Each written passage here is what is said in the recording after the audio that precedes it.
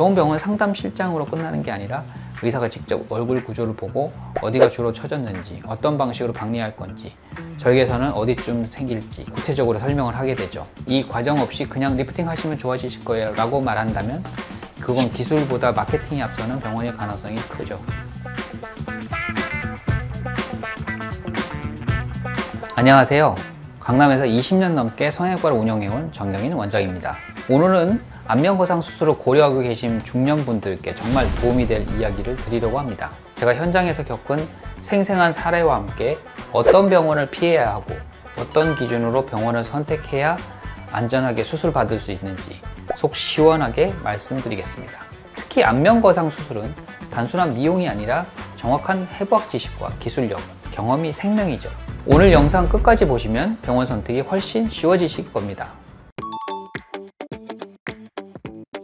가장 큰 이유는 수술을 집도하는 집도의 숙련도 때문이겠죠. 안면 건상은 단순히 피부만 당기는 게 아니라 피부 아래 스마트층 그리고 안면 근막을 박리하고 정확한 방향으로 당겨야 하는 고난이도의 수술입니다. 특히 스마트층은 얼굴의 탄력과 표정을 담당하는 조직이기 때문에 이걸 제대로 다루지 못하면 겉모습은 물론이고 기능적인 문제도 생길 수가 있죠. 근데 많은 병원들이 수술 시간을 줄이기 위해 박리 범위를 최소화하고 해부학적인 고려 없이 얕은 층만 당기는 식의 효과가 크지 않은 리프팅을 많이 하죠. 이렇게 되면은 겉으로는 잠깐 당겨진 것처럼 보여도 몇 달 안에 바로 원래대로 돌아가죠.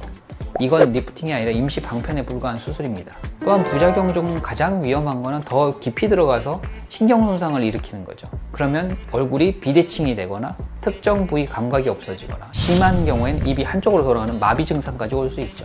저는 20년 넘게 이 수술을 해오면서 수많은 재수술 환자들을 만나왔는데 그중 대부분이 처음에 너무 쉽게 생각하고 시술 받듯이 수술 받았다가 문제가 생겼다라는 공통점을 갖고 있습니다.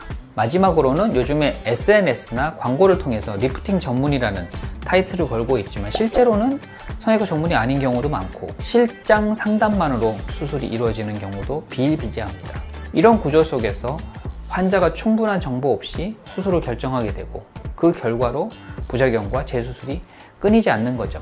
그래서 저는 늘 강조합니다.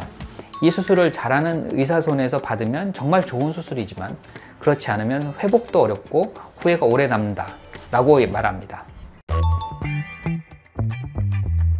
네, 있습니다. 사실 부작용이 자주 발생하는 병원은 수술 전에 몇 가지 공통적인 위험 신호를 보여줍니다.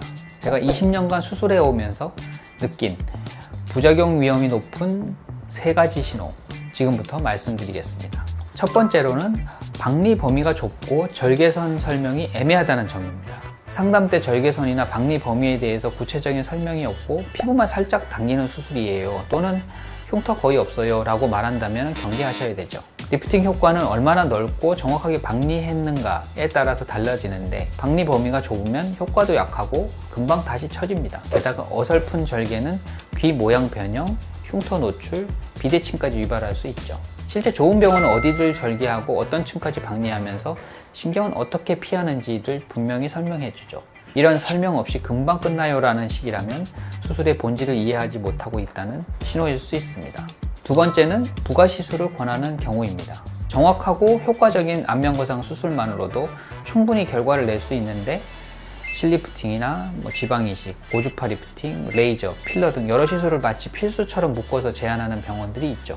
표면적으로는 전체적인 밸런스 맞춰야 한다는 설명을 하는 게 맞지만 사실 이건 의료진이 안면거상 수술 하나만으로는 원하는 결과를 낼 자신이 없다는 방증이기도 하죠. 다시 말해서 수술 기술이나 해부학적 이해가 부족하니까 결과를 부가시술로 보완하라는 걸 수도 있죠. 이 경우에 리프팅 효과는 뚜렷하지 않고 오히려 여러 시술로 인해 조직 손상, 염증, 붓기, 감각 저하 같은 부작용 위험이 더 높아질 수 있죠.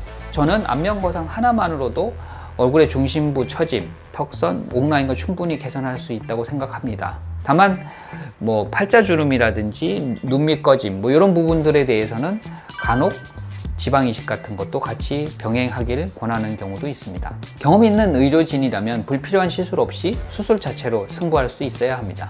그래서 상담에서 부가시술을 지나치게 강조하거나 이것도 같이 하셔야 진짜 리프팅이에요 라는 말을 듣는다면 그 병원은 안면거상 수술에 대한 전문성은 확실히 부족한 곳일 가능성이 큽니다.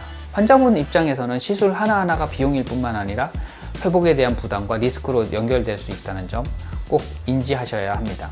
진짜 잘하는 병원은 불필요한 걸 줄이고 핵심 수술에 집중하는 게 원칙입니다.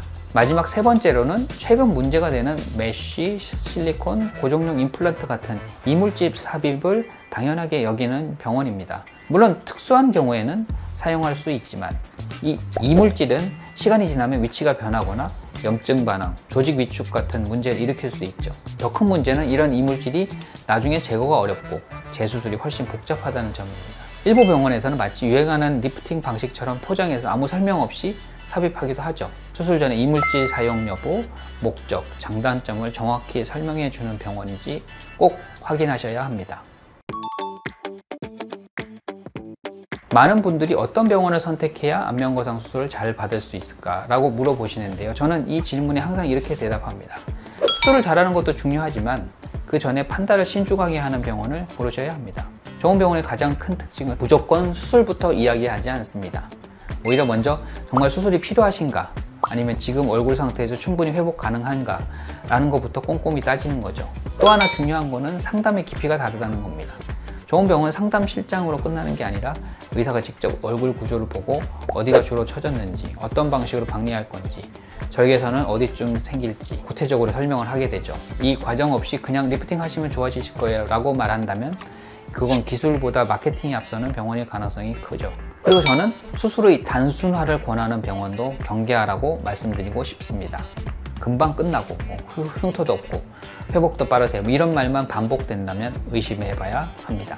안면거상은 결코 간단한 수술이 아니고 제대로 하려면 그만큼 시간, 기술, 회복 계획이 잘 짜여져야 합니다.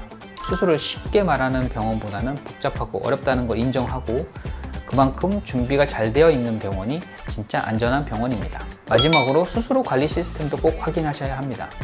진짜 좋은 병원은 수술만 잘하는 게 아니라 붓기, 흉터, 신경 회복까지 회복 시스템까지 끝까지 책임지는 시스템이 있습니다. 이건 경험과 환자 수가 많은 병원일수록 더 체계적으로 잡혀 있습니다. 무엇보다 중요한 건 수술은 사람의 얼굴을 다루는 일이라는 점, 정확하고 안전하게 그리고 환자의 입장에서 신중하게 접근해야 한다는 걸 잊지 마시고요. 질문이 있으시면 댓글로 남겨주시고 다음 영상에서도 더 솔직하고 실질적인 이야기로 찾아뵙겠습니다. 지금까지 정경인 원장이었습니다.